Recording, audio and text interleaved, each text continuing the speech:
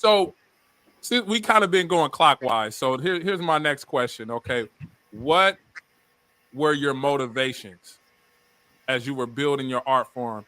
What motivated you along the way? Let's start with Eddie. Um, man, motivated me along the way. You know, I did have my partners that I went to school with. They were actual really good motivation.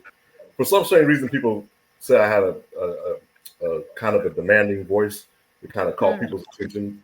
However, to me, it just sounds like my head is under a fishbowl. I sound muffled to myself. I don't hear what other people say. But I was always the youngest of my partners of spit. I was always the youngest. But for some reason, they kept me around, you know. And so they motivated me. To truth be told, man, my father is probably the biggest motivation and influence in my life. When I was young, I used to sit with him.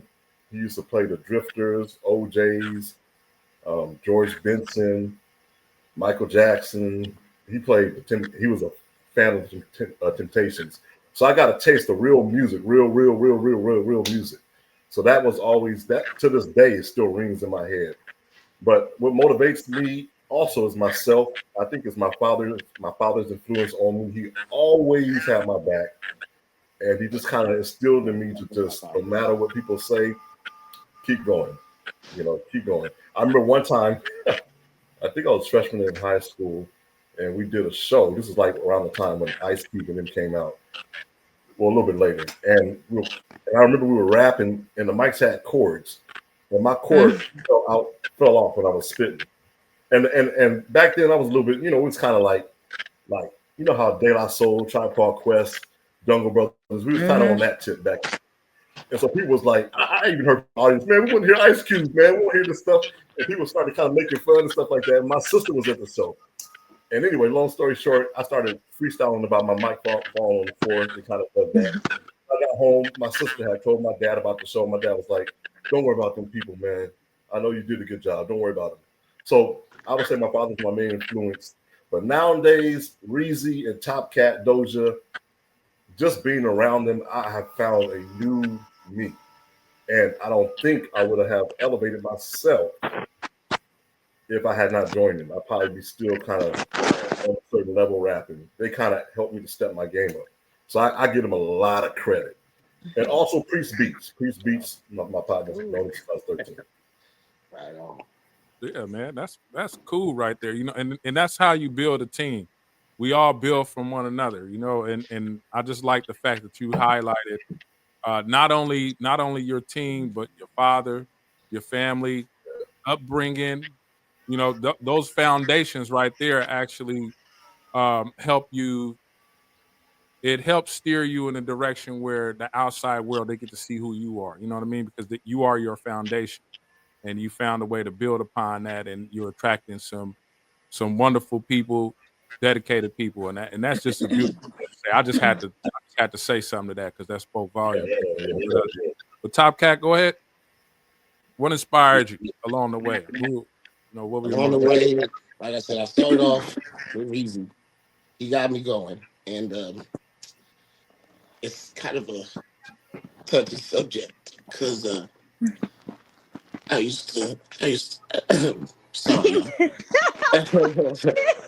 You He got get it, on brother. my You got it. nerves. Over. um, I used to rap with my best friend. His name was Big Beck. And he passed away. And so after he passed away, I took like 5, 6 years off. Right? It took a while. It still take a while for me to talk about. But after that, you know, after the morning and all that stuff, you know, Weezy got me back in the studio, and he made me find a new me. And like I said, shout out to y'all. Now I got my intensity back. Before I've been trying to find my intensity this whole time, and I feel like now I finally got it back. So my main inspiration now is with the team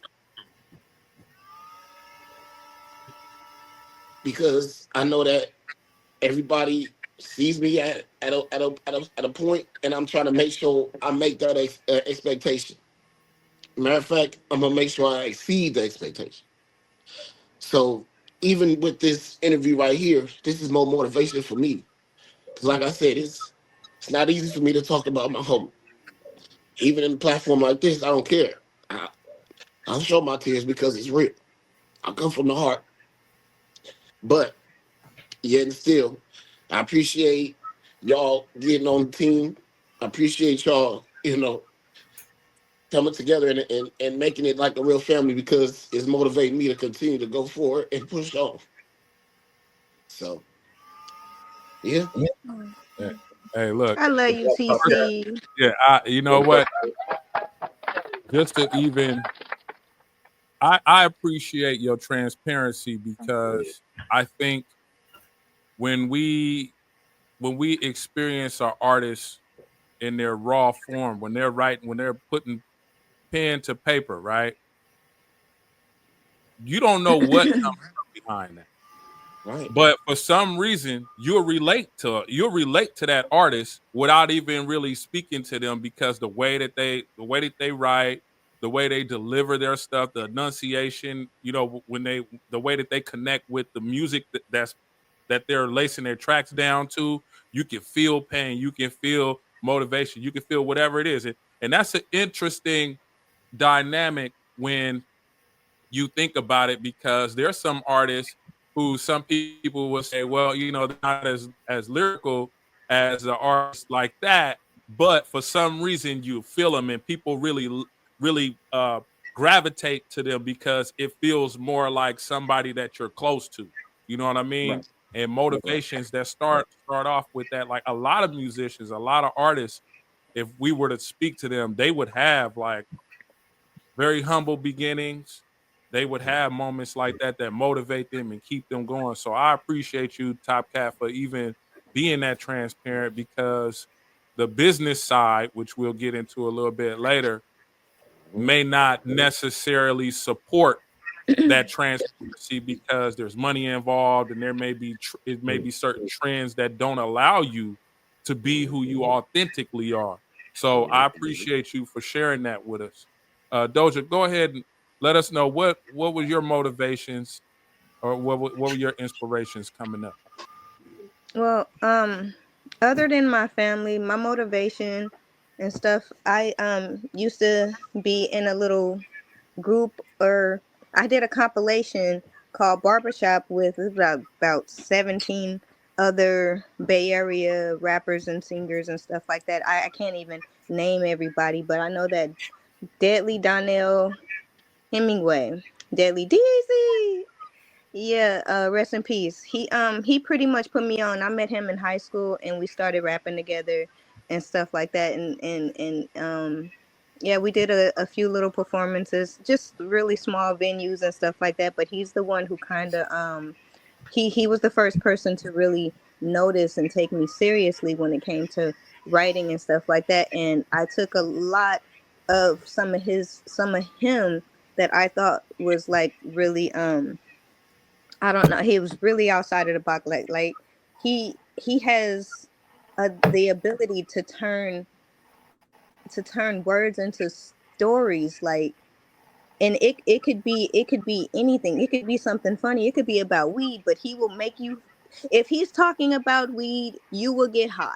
And if you don't smoke weed, you just understand what it feels like to get high, even if it was like your first time. If you've never done it, he has the ability to make you feel it and see it, and like you're there. And I kind of got that too.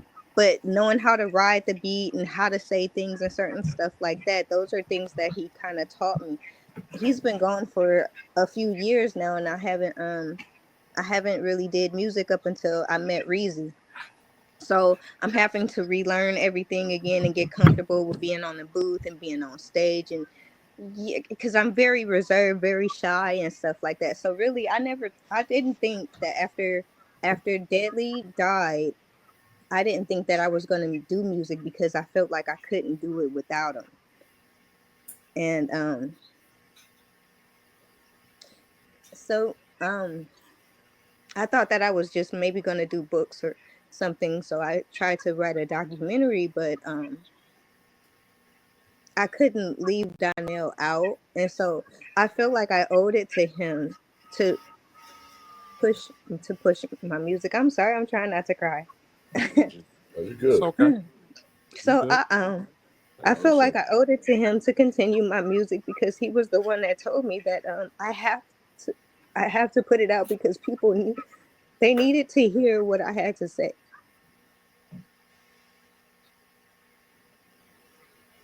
Right. Your instrument. Yeah. So even though I kind of didn't want to do it because he's not here anymore, I feel like I have to because the reaction that I get from people, the reaction that I get from people is like, "Oh my God, like I'm making them cry or I can make them laugh and stuff like that." And for a minute, I could take myself out of myself and put myself in their shoes and hear myself from their ears. And that's when I really just realized, like I am, or I do have that voice that it has to be said because a lot of people they come up to me and they're like, I feel the same way, I just can't say it. So I have to be the voice for people who don't have voices, basically. Mm, mm. Yeah. Yeah. And you know what? And that's so hip hop, because you think about it, rooted in hip hop was a lot of going against the status quo and those who try to stop the masses from being able to speak out, different communities and stuff like that. So hip hop derived in a lot of that being the voice for the voiceless type thing. You know what I mean? So that's a beautiful story to have because that's exactly one of the elements of hip hop. And Facts. a lot of people benefit from that, and a lot of folks now, some people don't even understand how powerful your words are when you are you're making music, you're putting a message out there, how you are affecting people. So for you to say that is very profound. I love it. Thank And you. I hope you continue to do that because there's going to be a time, which a lot of people would say right now, where stuff like that is needed.